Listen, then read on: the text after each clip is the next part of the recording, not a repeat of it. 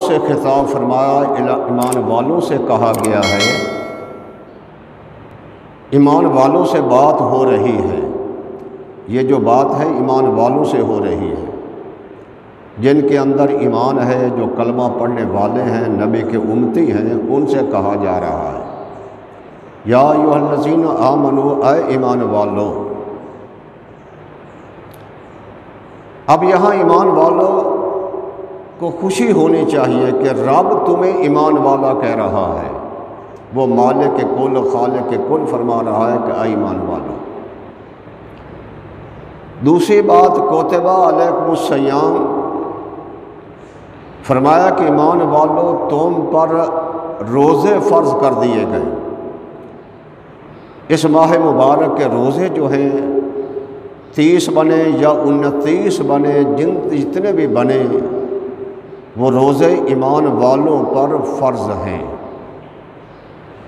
جیسے نماز فرض ہے، زکوٰۃ فرض ہے، اور جس کو طاقت ہے اس پر حج بیت اللہ فرض ہے، اسی طرح روزہ رکھنا جو ہے یہ بھی ایمان والوں پر فرض ہے، وہ چاہے مرد ہو چاہے عورت ہو،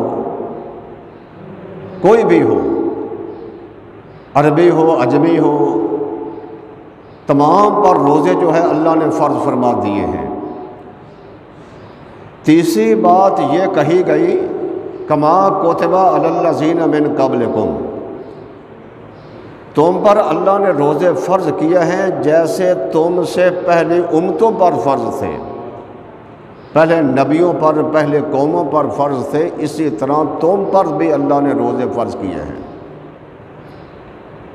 اور چوتھی بات یہ فرمائی گئی، یہ روزے کیوں فرض ہوئے، اس کا نتیجہ کیا ہوگا، اس کا ثمرہ کیا ہوگا، اس سے تمہیں فائدہ کیا ملے گا، وہ فائدے کی بات بتائی۔ لعلکم تتقون، تاکہ تم پرہیزگار بن جاؤ۔ پرہیزگاری جو ہے یہ ایک ایسا عہدہ ہے، تمام عہدوں سے یہ بڑھ کر یہ عہدہ ہے پرہیزگاری۔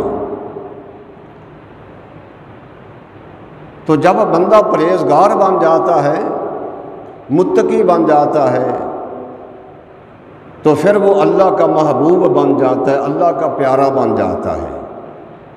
ہمارے ہاں کچھ معیار علیحدہ ہے، ہم سمجھتے ہیں کہ جس کے پاس دولت ہو وہ بڑا معزز آدمی ہے، ہم سمجھتے ہیں کہ جس کے پاس کوئی عہدہ ہو وہ بڑی عزت والا ہے، یہ ہماری سمجھ ہے۔ ہم سمجھتے ہیں کہ جس کے پاس پیسہ بڑا موجود ہو، جائیداد جس کے پاس بڑی ہو، جس کے پاس بڑے مربع ہوں، زمینیں ہوں، ہم سمجھتے ہیں کہ وہ بڑا معزز آدمی ہے، عزت والا ہے۔ لیکن نہیں، قرآن نے یہ فیصلہ نہیں کیا، اللہ نے یہ نہیں کہا، بلکہ رب نے کیا کہا ہے، ان اکرمکم عند اللہ اتقاکم، رب کے ہاں عزت والا وہ بندہ ہے، رب کے ہاں وقار والا وہ بندہ ہے، رب کے ہاں معزز وہ بندہ ہے جو پرہیزگار ہوتا ہے۔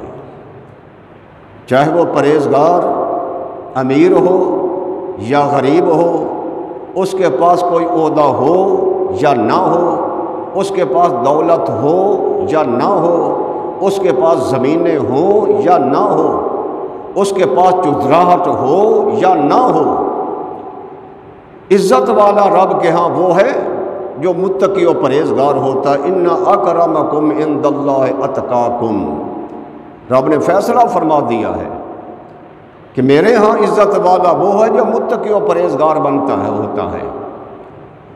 پھر متقی و پرہیزگار وہ ہو جس کا دل بھی پرہیزگار ہو اور اس کا ظاہر بھی پرہیزگار ہو۔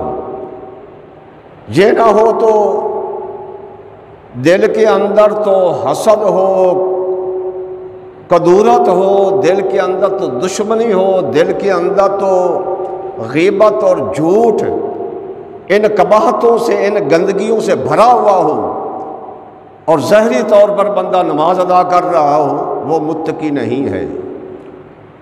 ظاہری طور پر بندہ روزہ رکھ رہا ہو وہ پرہیزگار نہیں ہے، ظاہری طور پر وہ صدقات و خیرات کر رہا ہو وہ پرہیزگار نہیں ہے۔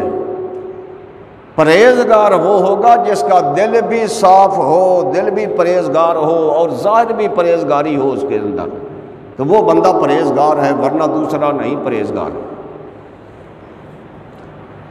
کیونکہ حضرات محترم یہ جو چیزیں ہیں، جو قباحتیں ہیں، گندگیاں ہیں، دل کے اندر حسد کا ہو جانا، دل کے اندر کسی کے بارے عداوت ہو جانا، دل کے اندر کسی کے بارے غیبت کرنا یا جھوٹ بولنا یا کسی پر الزام تراشی کرنا، یہ تمام شیطانی افعال ہیں، یہ سب گندگی ہیں۔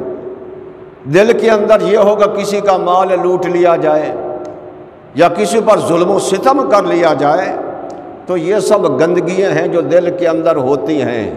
اور اگر دل کے اندر یہ چیزیں موجود ہوں، ظاہری طور پر جتنا ہی پرہیزگار ہوگا اس کا کوئی فائدہ نہیں ہوگا، وہ پرہیزگاری نہیں بنے گی، وہ رب کے ہاں قبول نہیں بلکہ مردود ہوگا۔